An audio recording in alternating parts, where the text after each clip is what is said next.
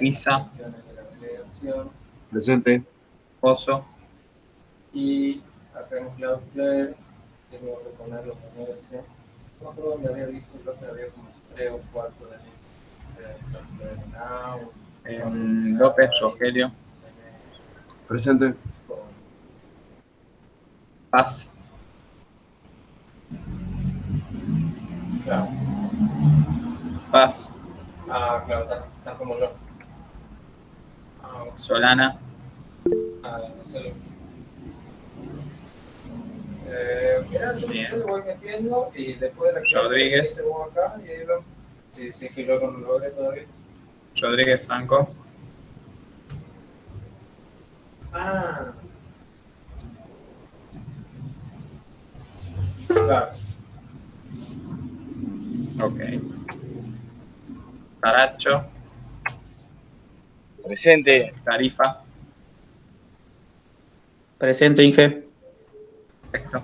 Bueno, entonces tengo dos ausentes nada más, que serían Joso y Paz. A ver, así sería. Sí, pero me tiran ahí como, o sea, acá Muy bien. tenés que agregar nueva delegación con el. Bueno, Joso ya estaría libre, así que bueno, si pueden comunicarle. Igualmente no presentó algún TP, ya me parece que bueno, él ya tenía alguna decisión tomada. Pero bueno, comencemos entonces con la clase. Va a ser cortita porque vamos a ver solamente el primer punto. Ahí está Joso.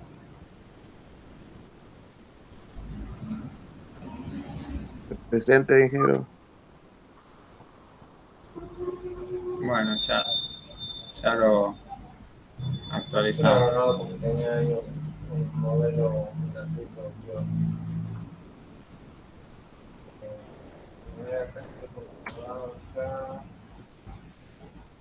Vas a ver, sería el único que está ausente hoy. Perfecto. Bueno. Hoy vamos a desarrollar solamente el problemita 1. Ya en la guía lo tienen al enunciado. A ver, vamos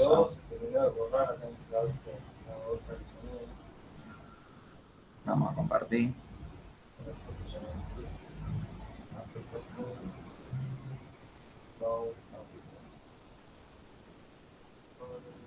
Bueno.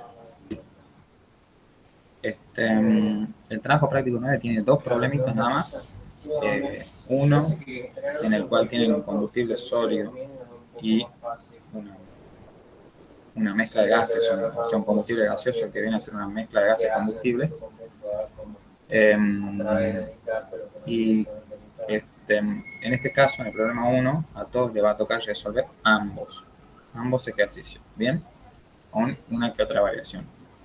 Y el problema 2 es la construcción del diagrama de Oswald para un caso particular de lo que están acá, que teniendo en cuenta que vamos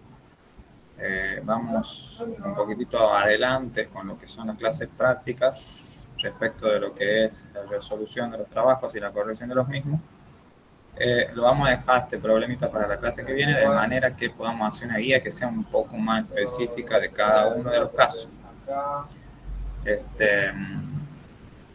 Igualmente, durante la clase vamos a tratar de que sea un poco más corta, vamos a resolver algo general, pero de que ustedes tengan algo para que en cada caso tengan de dónde guiarse. ¿Bien?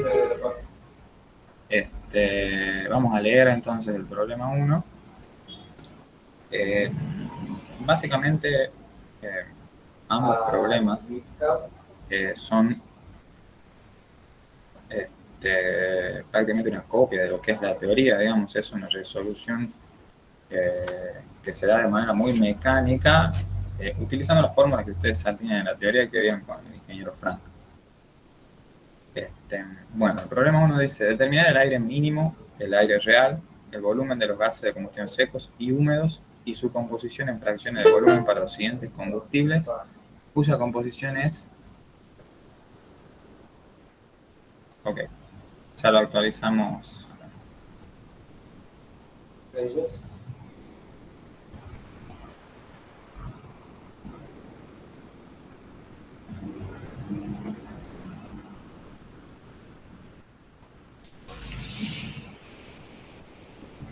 Puse la composición es, los puntos, bueno, y tenemos dos tipos de combustible, uno sólido y uno gaseoso. Pasemos rápidamente a la guía y vamos viendo, resolvemos primero para leña. Y aquí vamos a tratar de ir hablando de, bueno, el porqué de la cosa, ¿verdad? Cuando el combustible, a ver, este combustible, leña, nosotros tenemos como dato la composición seca del combustible. ¿Por qué creen que se da la composición seca del combustible? ¿Acá? No. Y por aparte, también tenemos la humedad. ¿Por qué será esto?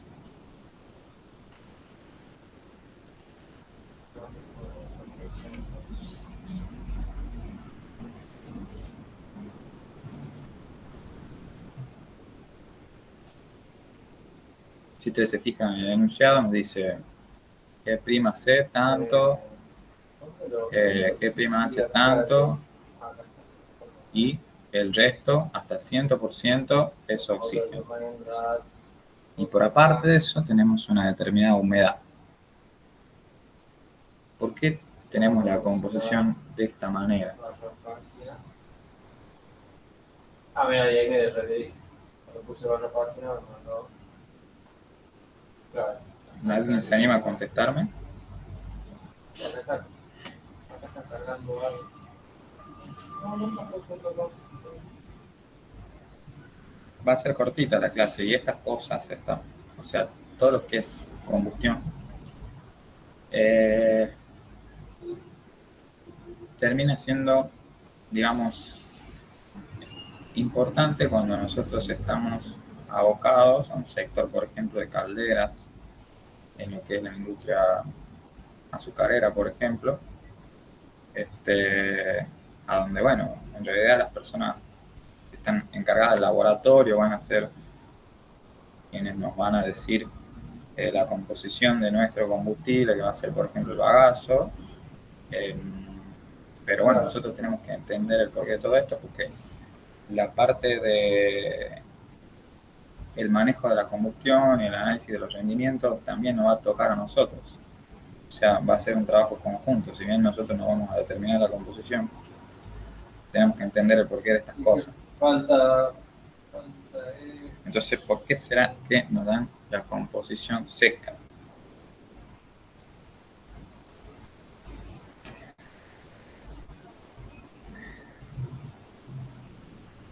Si ustedes se fijan, el combustible tiene hidrógeno y además tiene agua.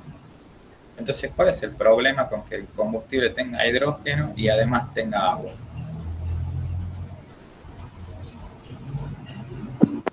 Que el producto puede salir un monóxido completo. No tiene que ver con combustión incompleta o no. Estamos hablando de por qué la composición se nos da de esa manera. Es más bien algo que tiene que ver con el análisis del combustible, cómo lo analizamos, ¿verdad? ¿Cómo se les ocurre a ustedes que ustedes determinarían cuánto tiene de cada cosa un combustible?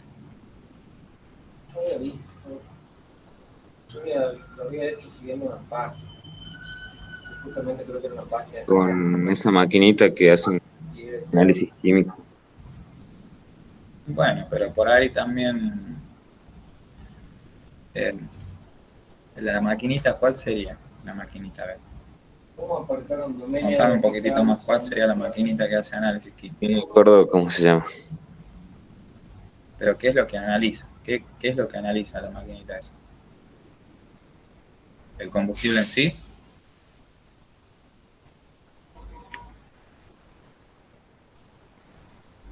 Sería los gases. Los gases, analiza los gases de combustión. Entonces, ¿qué es lo que tenemos que hacer nosotros para determinar la combustión del combustible?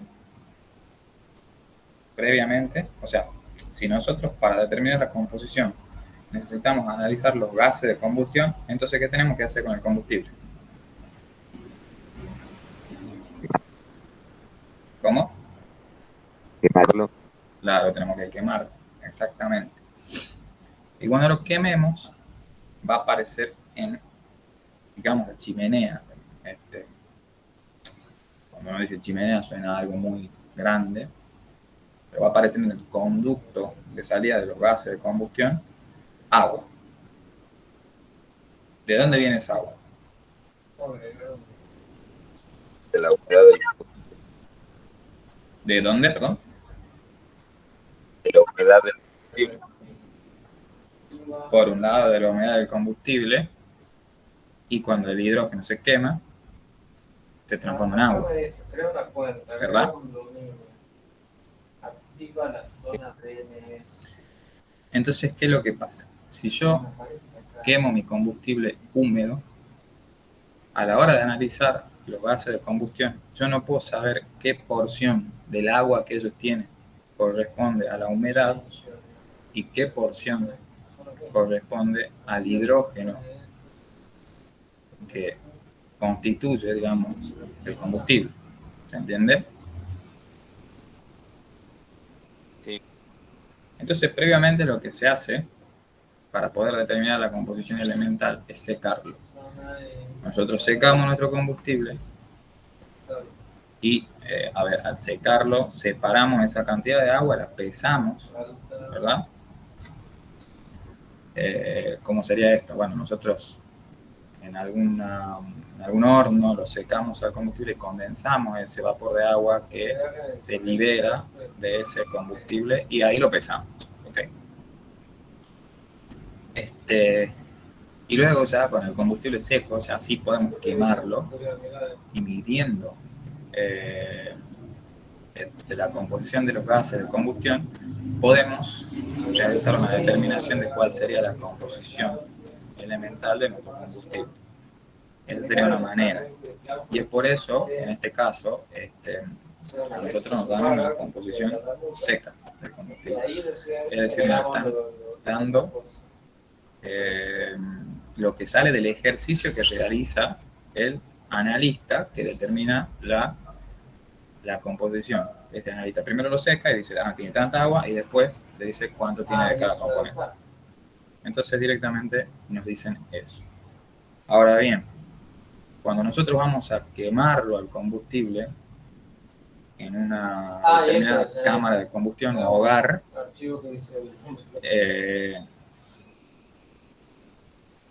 lo más probable es que nosotros lo quememos húmedo, ¿ok? Lo más probable es que nosotros lo quememos húmedo. Por lo tanto, nosotros para poder comenzar el análisis, lo que tenemos que hacer es diluir, ¿verdad? O sea, obtener la composición húmeda del combustible a partir de la composición seca que viene del laboratorio. ¿Cómo hacemos esto? Bueno, sería como de alguna manera diluirlo en agua al combustible, ¿ok? Nosotros con la formulita que ustedes ven ahí, que es GI igual a G', G, o sea, el apóstrofe sirve para diferenciar las composiciones secas de las húmedas, ¿ok? Entonces tenemos GI igual a G', por 1 menos el porcentaje de agua. Tenemos que ponerlo de manera porcentual porque está puesto sobre 100 ahí, si no sería 1 menos G del agua, ¿ok? Y con esta formulita vamos a determinar para el carbono, para el hidrógeno y para el oxígeno cuál sería la composición húmeda. Un detalle acá, una vez que nosotros obtengamos GC, GH y GO, tenemos que sumarle a eso G del agua y nos tiene que dar, lógicamente, 100%, ¿verdad? Bueno, entonces, el TP nos pedía que determinemos el aire mínimo y el aire real en primera instancia.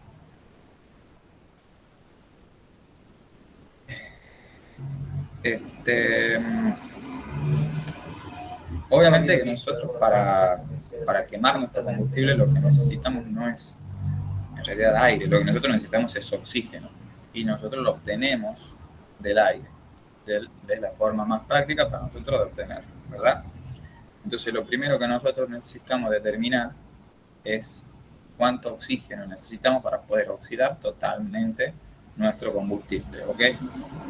¿Cómo lo determinamos esto en el caso de combustible seco? Con la fórmula que ustedes ven ahí. El porcentaje de carbono sobre 12 más el porcentaje de hidrógeno sobre 4 menos el de oxígeno sobre 32. Y también, si el combustible tuviese azufre, sería más que del azufre sobre 32. En este caso no, es un combustible sin azufre, así que no aparece en la ecuación. Y de hecho, bueno, nosotros tratamos siempre de que nuestro combustible no tenga azufre, porque el azufre dentro de nuestro equipo de combustión, sea cual sea, una vez que se quemó, nosotros al acercarnos a la chimenea bajamos lo suficiente la temperatura, se va a producir la condensación del vapor de agua que también se produjo, y ese vapor de agua que se condensa se va a mezclar con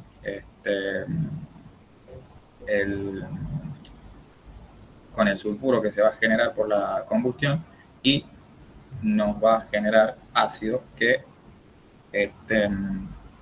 va a destruir nuestra instalación de combustión, que por lo general se construyen en acero al carbono, no se construyen de acero inoxidable porque es carísimo.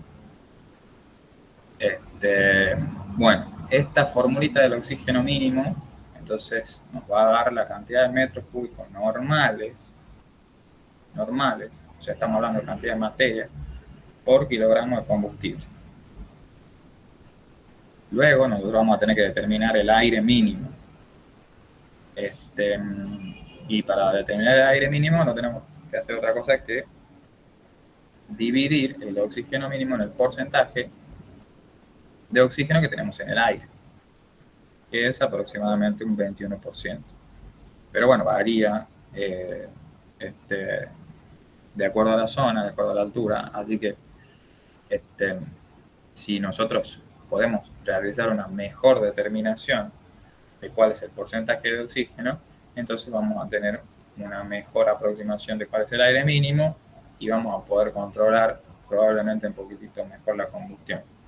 De todas maneras, a la hora de controlar la marcha de una combustión, se utilizan por lo general analizadores de gases a la salida de los equipos, ¿verdad?, que nos permiten corroborar que está pasando lo que nosotros habíamos calculado que tenía que pasar.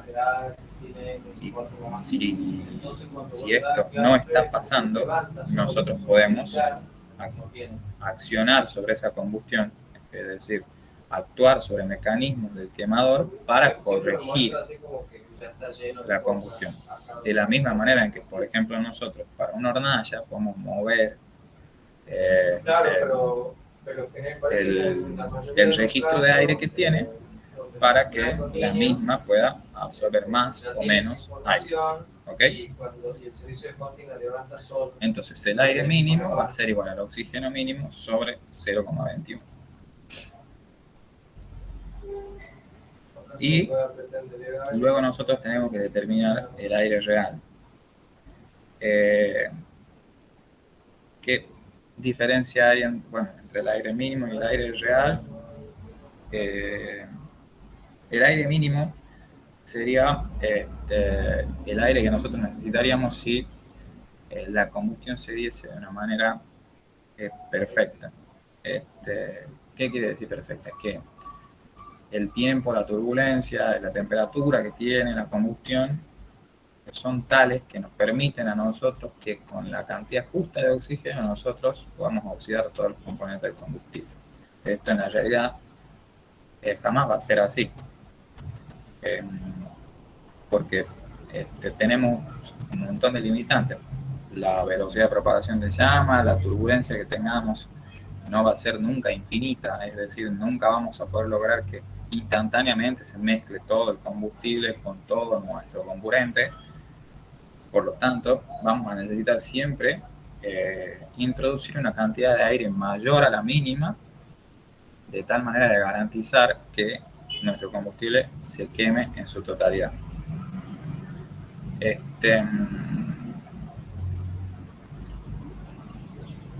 Muchas veces cuando uno habla de esto, surge la pregunta, bueno, pues yo le estoy metiendo un poco más de aire, estoy como poniendo algo ahí que no tiene que estar, el aire está frío y consume parte de la energía del combustible, y esto es cierto, pero eso ya lo vamos a analizar más adelante cuando veamos lo que es el diagrama IT de nuestro combustible. Entonces lambda, que se llama factor de dilución o exceso de aire, es una medida de la cantidad de justamente exceso de aire que nosotros tenemos que tener para lograr que la combustión sea completa.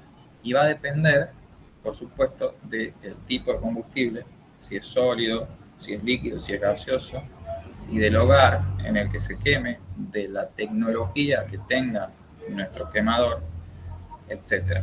Por ejemplo, ¿a dónde piensan ustedes que hay más exceso de aire? ¿Cuando yo quemo gas natural o cuando yo quemo leña?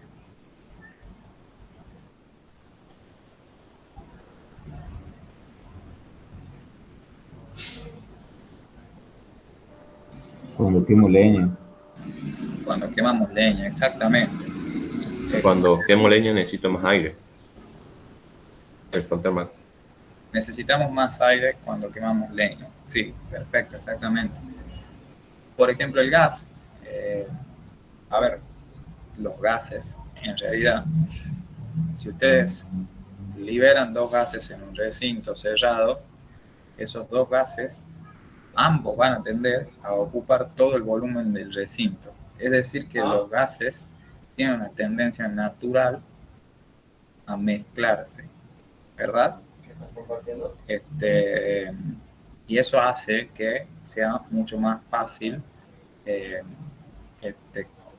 cada molécula de un gas combustible encuentre su molécula de oxígeno para quemarse.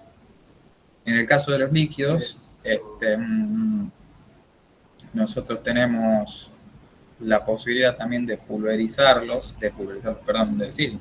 o sea, de generar una neblina, ¿verdad?, de combustible, no de pulverizarlos,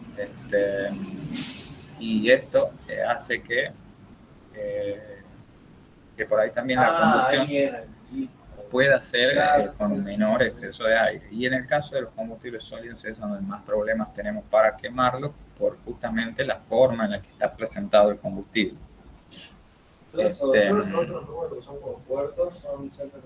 Después también va a tener mucho que ver la forma del hogar en el que se queme el combustible, porque el hogar va a ser el que va a generar un montón de cosas. Primero que nada, por ejemplo, si yo quemo un combustible en parrilla y esta parrilla tiene un solo acceso de aire, supongamos, ¿verdad? Nosotros vamos a necesitar por ese único acceso de aire introducir muchísimo más aire para que dentro de ese hogar o de esa cámara de combustión ese aire se mueva y encuentre, digamos, el combustible que tiene que quemar. En cambio, supongamos que nosotros tenemos un combustible que está distribuido en una parrilla que tiene muchos agujeritos por donde entra el aire. Bueno, evidentemente ahí va a ser mucho más fácil porque ya nosotros de manera mecánica estamos distribuyendo el aire, que si nosotros no lo hiciésemos así, si nosotros tuviésemos un solo agujero, tendría que distribuirse solo de manera aleatoria. Entonces, evidentemente, si yo realizo una parrilla en la que tiene muchísimos accesos de aire, va a ser mucho más fácil que el aire encuentre su determinada molécula de combustible y la pueda quemar. Entonces ahí podemos bajar la cantidad de aire que introducimos. Y por otro lado, supongamos que si nosotros a esos agujeritos les damos una determinada forma de tal suerte que el aire, en vez de entrar de manera perpendicular, entre realizando un torbellino, ¿verdad? vamos a tener aún una mejor distribución de ese aire. Y de esa manera nosotros vamos a poder ir mejorando el lambda, es decir, reduciendo la cantidad de aire que introducimos para quemar el combustible de manera total. ¿Cómo vamos a saber que lo hemos quemado totalmente? Bueno, vamos a medir en la chimenea que no haya presencia de monóxido, por ejemplo. Entonces, de esa manera, nosotros vamos a saber que tenemos combustión completa. Pero bueno, eso ya es... Ingeniero, Sí. ¿así están diseñadas las calderas? Las calderas, depende de qué caldera estemos hablando. Si nosotros estamos hablando de una caldera bagacera de ingenio, ¿verdad? Las calderas bagaceras de los ingenios tienen en su interior diferentes tipos de parrillas. Por lo general en los ingenios las calderas tienen unas parrillas que tienen unas baldosas que se rebaten, que están abisagradas para que se pueda descargar el combustible que ya se ha quemado, digamos el bagazo que ya se ha quemado, y esas baldosas a su vez tienen agujeritos circulares de, supónganse, 4 milímetros de diámetro, por donde pasa el aire. ¿Por qué es así? ¿Por qué tienen agujeritos tan pequeños y por qué están abaldosadas? Es porque el combustible en este caso es un combustible que, si bien es sólido, es un combustible que está muy... está triturado, digamos, ¿verdad? El bagazo. Porque no está ahí, está en, yo acá en la configuración. Si bien es sólido, es muy pequeño. O sea, la partícula es muy pequeña. Es como un pasto, digamos. No lo es así, no, en realidad no. Pero bueno, como para que se entienda la idea, si yo pusiese una parrilla, por ejemplo, porque a ver, por ahí hay algunas personas, a mí no me gusta esta práctica, que cuando hacen el fuego para el asado, lo ponen al carbón arriba de la parrilla, ¿verdad? Y le ponen un papel abajo y lo prenden fuego, ¿ok? ¿Qué es lo que están logrando con eso? Están logrando algo parecido a lo que realiza la caldera bagacera del ingenio, que sería que el aire puede acceder desde abajo por varios lugares, ¿cierto? ¿Se entiende lo que estoy diciendo? Sí. Bueno, genial. Pero esto es posible debido a que en el caso del carbón, el carbón es grande, ¿verdad? Y no se cae por esa parrilla, aunque sí se cae en pequeñas partes, pequeñas cantidades. Si yo pusiese bagazo arriba de la parrilla, todo el bagazo se caería. Entonces, por eso es que en las calderas bagaceras tenemos unas especies de baldosas que tienen agujeritos. Ahora bien, en las calderas que son de gas, tienen quemadores para gas, que ya los van a ver en generadores de vapor. El quemador de gas tiene una lanza por donde ingresa el gas y tiene un registro de aire, o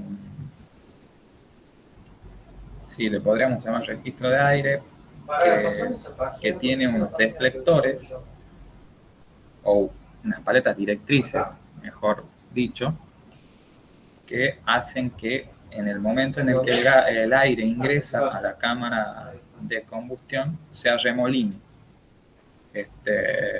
Entonces, de esta manera logramos una mejora en la combustión. Por supuesto que la combustión de una caldera de gas es mucho más estable que la combustión que hay en una caldera bagacera y requiere muchísimo menos control, ¿verdad? El bagazo, por ejemplo, en las calderas bagaceras se introduce se introduce de diferentes formas, pero hay que introducirlo parejo en la parrilla, ¿verdad? Hay que cuidar que esté ingresando de manera correcta, que no se traben los accesos. Hay que cuidar que no se amontone mucho bagazo en un determinado lugar de la parrilla, que se queme bien. Entonces la combustión es un poco más complicada.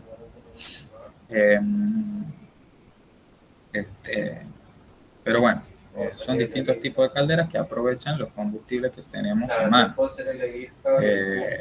En el caso de los ingenios, el bagazo es un subproducto, ¿verdad?, del proceso de la caña de azúcar. Entonces, los ingenios lo aprovechan para generar su propia energía.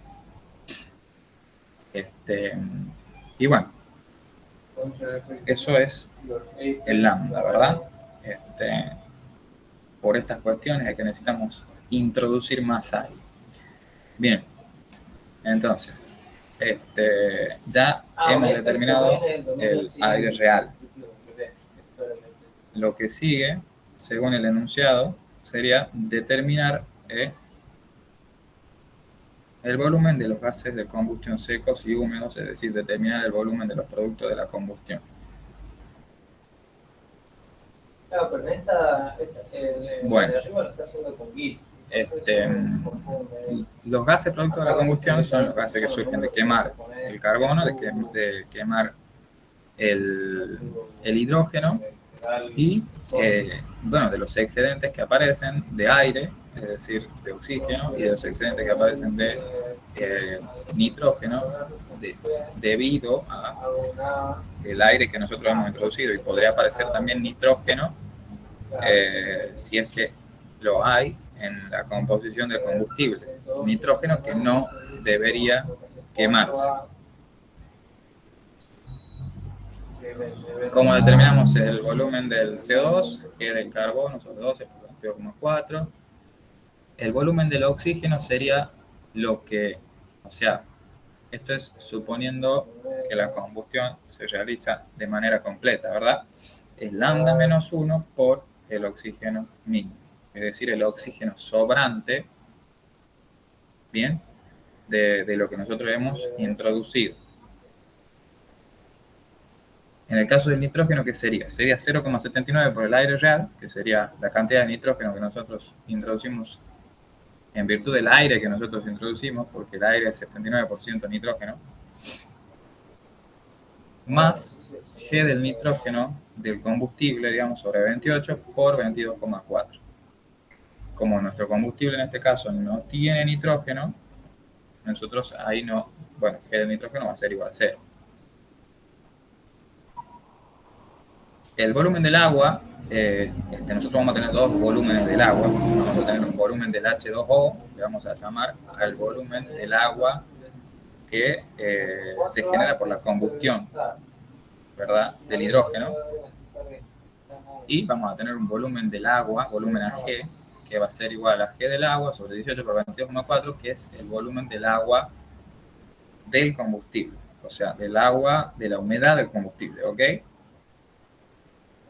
Y si ustedes quieren, por ejemplo, yo acá les puse metro cúbico normal de H2O por kilogramo de combustible, y al otro le pueden poner metro cúbico normal de agua por kilogramo de combustible para no confundir, ¿ok?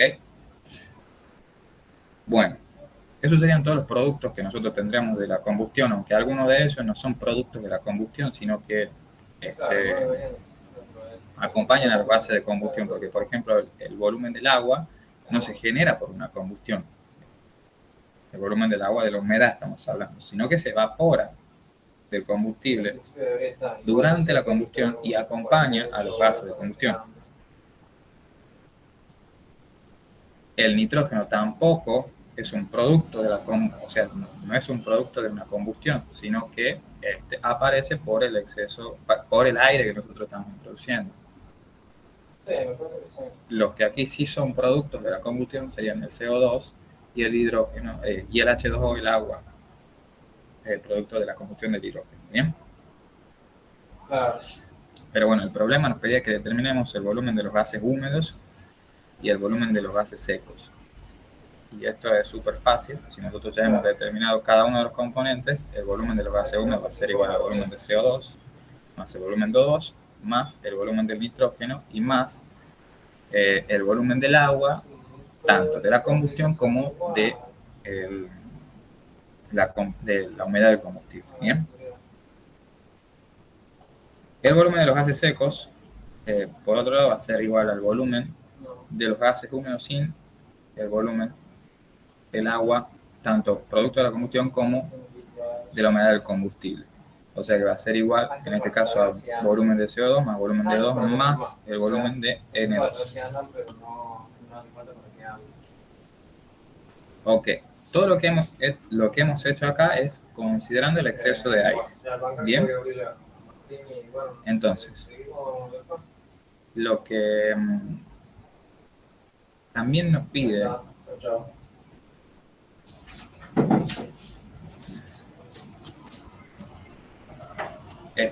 lo que también necesitamos determinar, por lo general, cuando realizamos una combustión, son los volúmenes mínimos. El volumen mínimo en fracción húmeda va a ser igual al volumen del CO2, que no depende, el volumen del CO2 no depende de la cantidad de aire que nosotros introduzcamos. ¿Se entiende? El volumen de CO2 va a ser 1, porque si nosotros introducimos más o menos aire, no importa, porque nosotros tenemos la misma cantidad de carbono.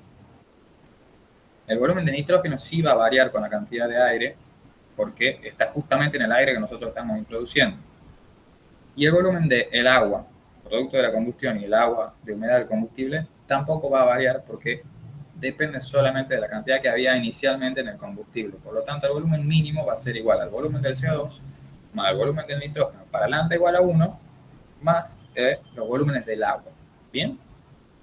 Ahí estamos hablando del volumen mínimo húmedo, y el volumen mínimo seco va a ser igual al volumen del CO2 más el volumen del nitrógeno para lambda igual a 1. Bueno, cuando nosotros hemos realizado la determinación de los volúmenes de los gases secos, lo que podemos hacer es realizar una verificación. En esta verificación,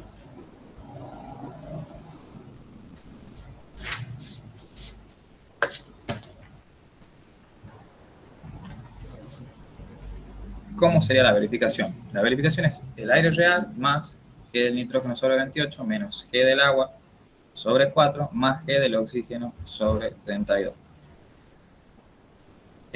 ¿Por qué se realiza la verificación de esta manera? Bueno, es otra manera de encontrar el volumen de los gases secos, que sería el aire real que nosotros estamos introduciendo más el nitrógeno, ¿verdad? Que no se quema del aire real, perdón, el nitrógeno del combustible, menos la cantidad de hidrógeno que se combinó con el aire, más la cantidad del oxígeno que estaba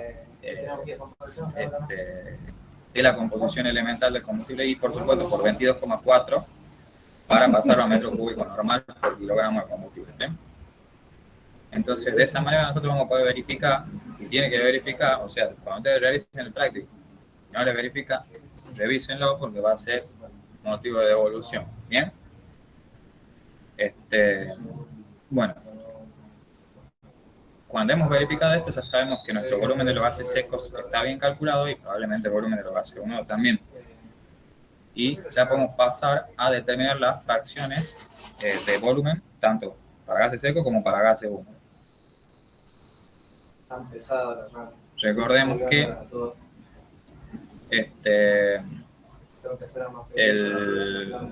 cuando nosotros hablábamos de gases secos, utilizábamos un apóstrofe, y cuando hablamos de gases húmedos, simplemente no. Entonces, las composiciones en fracciones de volumen de los gases secos van a ser solamente del dióxido de carbono, del oxígeno y del nitrógeno. Y la sumatoria, por supuesto, tiene que dar igual a 1. En cambio, cuando hablemos de gases húmedos, vamos a tener que tener en cuenta el agua, por supuesto, producto de la combustión del hidrógeno, y el agua de la humedad del combustible. Y nuevamente, al sumar esto, vamos a tener que obtener 1. ¿Ok? Bueno, ¿queda alguna duda de lo que es combustible sólido para que pasemos a mezcla de gases y combustible?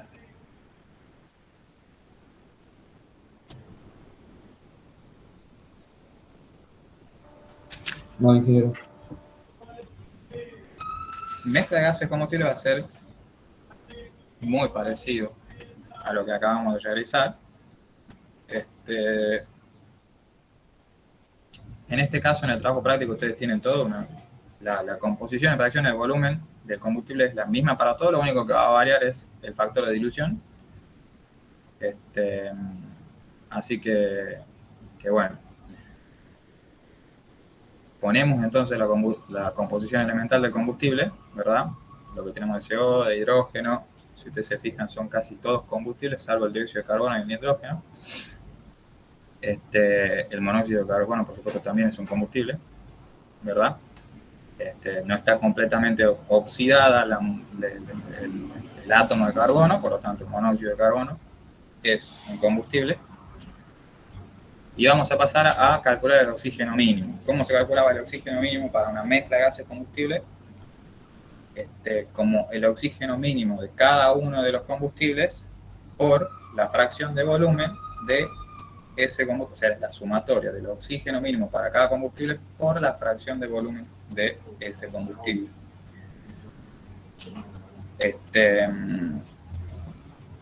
Y la formulita para calcular el oxígeno mínimo para cada combustible era X más I sobre 4 menos Z sobre 2, y eso estaba en metro cúbico normal por metro cúbico normal de gas, o mol por mol de gas. ¿Ok? Bueno, aire real y aire mínimo va a ser exactamente lo mismo. Seguimos teniendo 21% de oxígeno en el aire, así que el aire mínimo va a ser el oxígeno mínimo sobre 0,21 y el aire real va a ser igual al aire mínimo por lambda, que recordemos que en el caso de los combustibles gaseosos, lambda tenía un valor un poco más bajo, ¿verdad? Típicamente un valor que va entre 1,1 a 1,2. Y los demás valores que están dados en el trabajo práctico, bueno, son simplemente para una cuestión de diferenciarlos a los trabajos, ¿ok?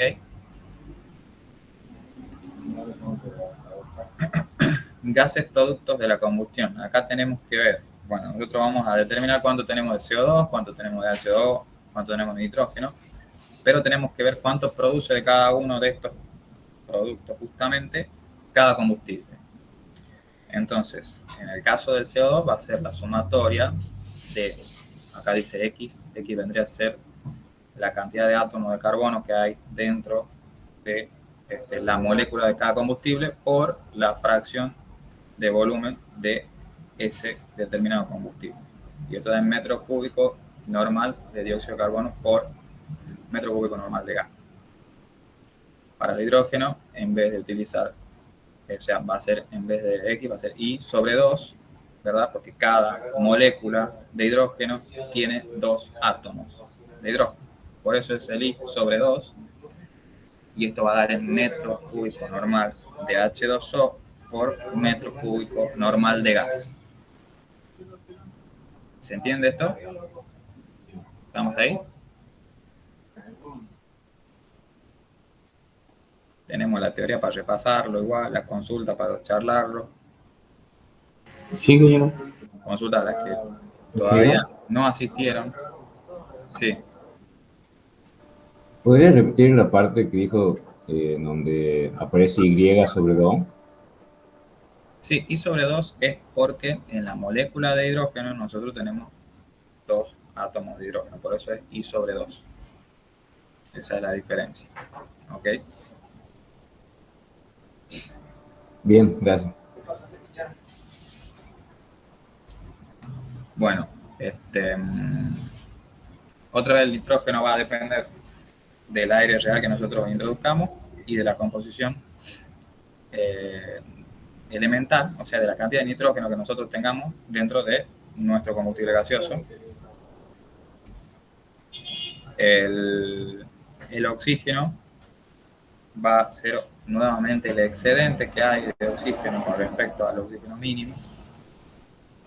Y con esto ya hemos determinado todos los gases producto de combustión que nos interesan obtener.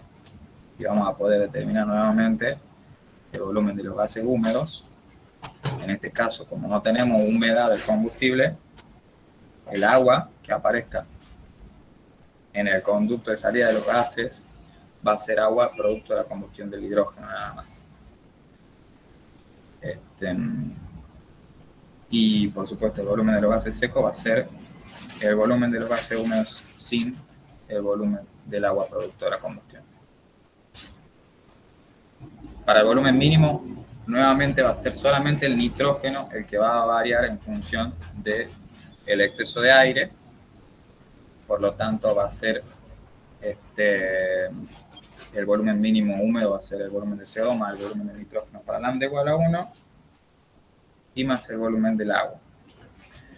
¿Por qué desaparece el volumen del oxígeno acá? Porque como nosotros estamos con lambda igual a 1, el volumen del oxígeno es lambda menos 1 por el oxígeno mínimo. Entonces desaparece el oxígeno en esta fórmula. Y en el caso de los gases secos va a ser el volumen de CO2 más el volumen del nitrógeno para lambda igual a 1.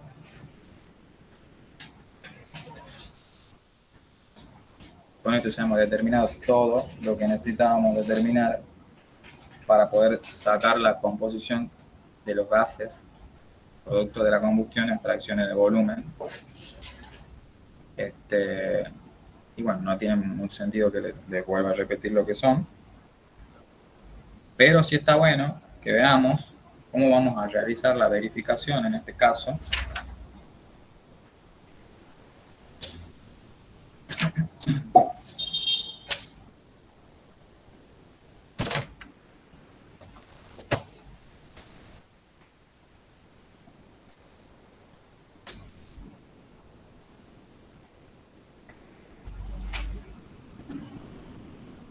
Bueno, en este caso la verificación, recordemos que para hacer la verificación nosotros calculamos el volumen de los gases secos de una manera diferente de la que la veníamos haciendo, que nosotros, ¿qué es lo que hacemos? Para calcular el volumen de los gases secos, determinamos los productos de cada uno de la combustión de cada uno de los combustibles y los sumamos, ¿ok? En este caso, lo que hacemos es decir, bueno, nosotros tenemos el aire. A ver, si yo tengo un mol de carbono gaseoso y lo combino con un mol de oxígeno, ¿verdad? De oxígeno diatómico, me van a generar un mol de dióxido de carbono, ¿cierto? Bueno, voy a coger el cable y segundo, pero todo.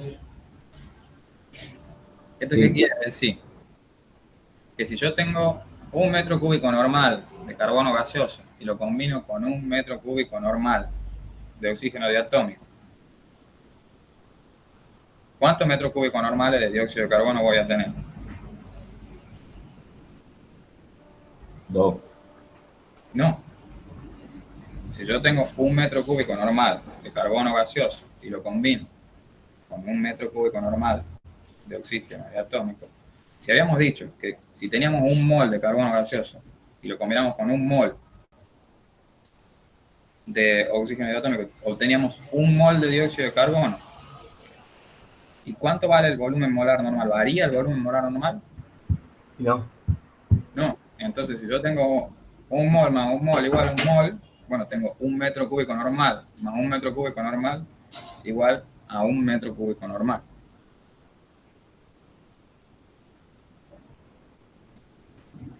¿Se ha entendido eso? Sí. Bueno, puede ser un poco confuso, pero es así. Entonces, ¿qué es lo que hacemos nosotros para determinar el volumen de los gases secos de otra manera, para verificar ese volumen de los gases secos que habíamos determinado? Lo primero que ponemos es el aire real, porque nosotros sabemos que todo lo que se mezcle con el aire real, o sea, si nosotros introducimos un metro cúbico de aire real, todo lo que se mezcle con el aire real no va a aportar en volumen. ¿Me entiende más o menos lo que estoy diciendo? Sí, claro. No. Bueno, a ver, supongamos que en vez de aportar aire, aportamos oxígeno, ¿verdad? Supongamos que para la combustión nosotros introducimos un metro cúbico normal de oxígeno. Y que, bueno, nuestro combustible está compuesto de, no sé,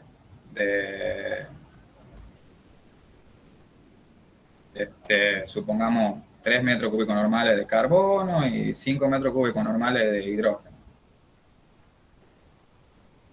¿Verdad? Y que esos combustibles, que son el carbono y el hidrógeno, se mezclan con, o sea, se queman totalmente con mi metro cúbico normal de oxígeno. ¿Se entiende el ejemplo que estoy dando? Sí. Bueno, nuevamente, pregunto, ¿cuántos metros cúbicos normales hay de gases de combustión?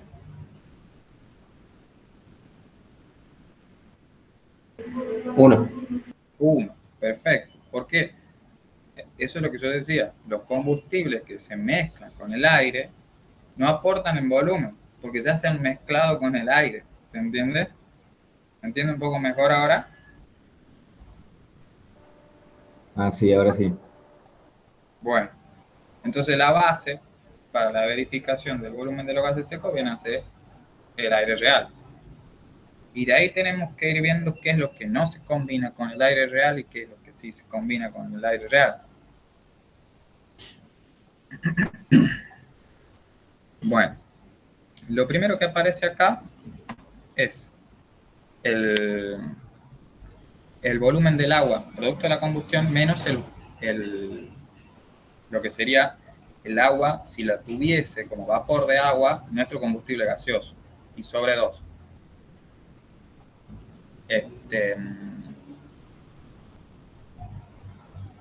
Lo que sigue sería el volumen. A ver, ¿por qué? Porque esta agua que aparece, que está ahí, es agua que no se va a mezclar, ¿verdad?, con nuestro aire y va a aparecer en la chimenea y va a aportar un volumen.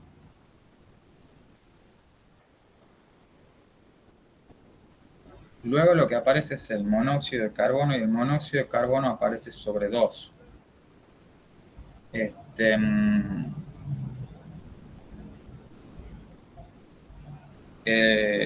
El monóxido de carbono aparece sobre 2 porque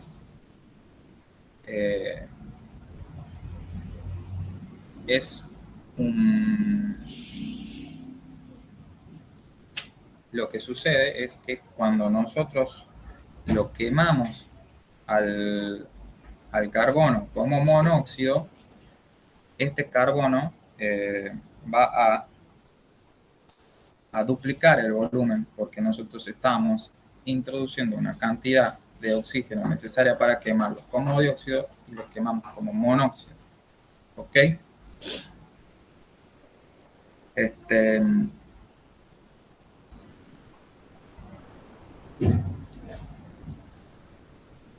Y luego van a aparecer los componentes que no se mezclan con el aire, que son el dióxido de carbono y el nitrógeno, que no se mezclan con el aire.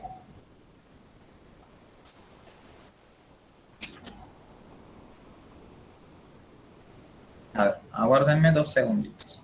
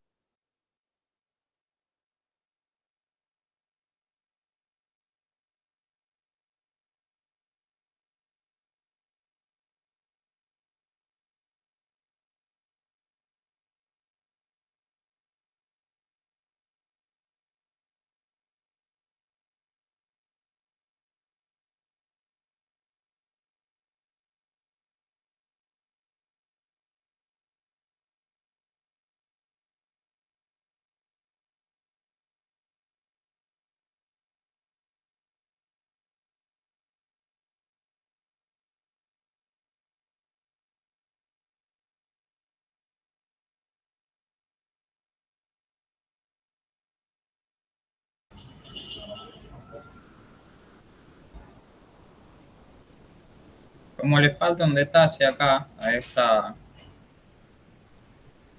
verificación, yo se los voy a escribir acá al final de la guía y la voy a resubir. Vamos a ir miembro por miembro entonces. con qué sería cada uno.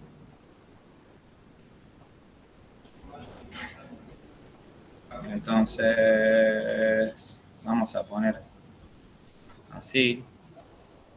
Vamos a reiniciar esta numeración. Esto sería el primer miembro, sería este, que está acá. ¿Ok? Que probablemente ya lo tienen en la teoría esto. Esto es Ingeniero, volumen. no está compartiendo pantalla. Estoy compartiendo.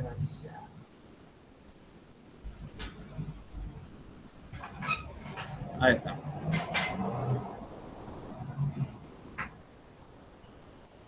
Ahora sí. Sí.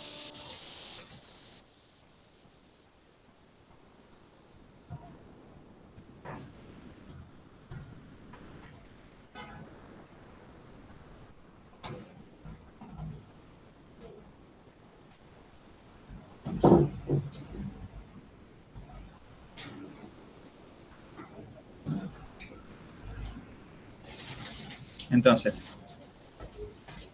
el primer término es restar el volumen de oxígeno que se fue con el agua que se condensó, porque nosotros bajamos la temperatura en la chimenea y hemos perdido parte de los gases de combustión que se han transformado en agua. ¿Ok? El segundo miembro sería el volumen de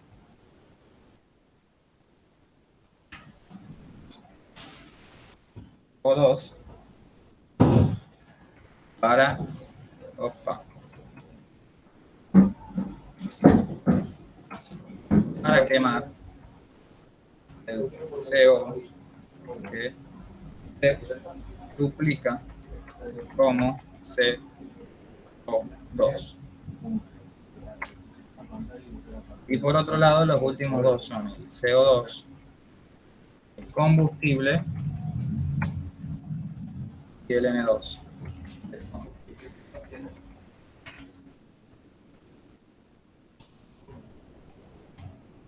Bueno, quedó entendida entonces la verificación esa, ¿verdad? Ingeniero, ¿cómo sería el tema de las unidades ahí? Porque, digamos, del lado izquierdo tenemos volumen y del derecho hay fracción y volumen.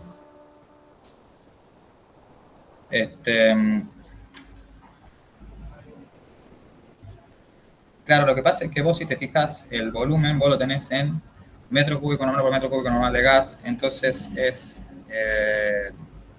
lo podés poner de igual manera, ¿se entiende?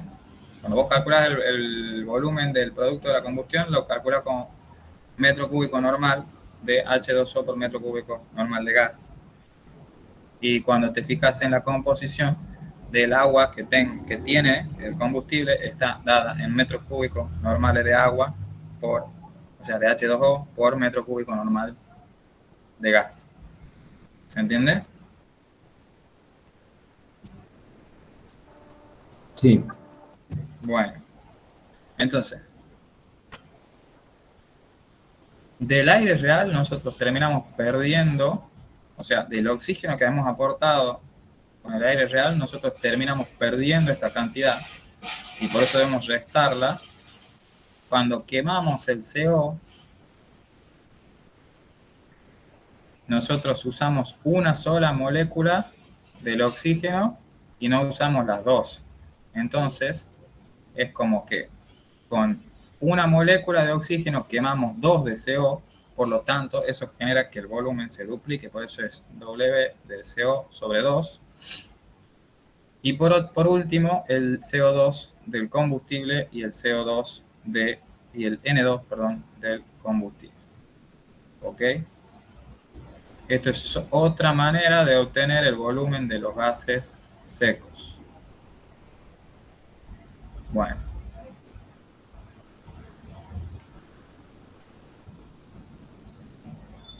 ¿Quedó entendido hasta ahí, chicos?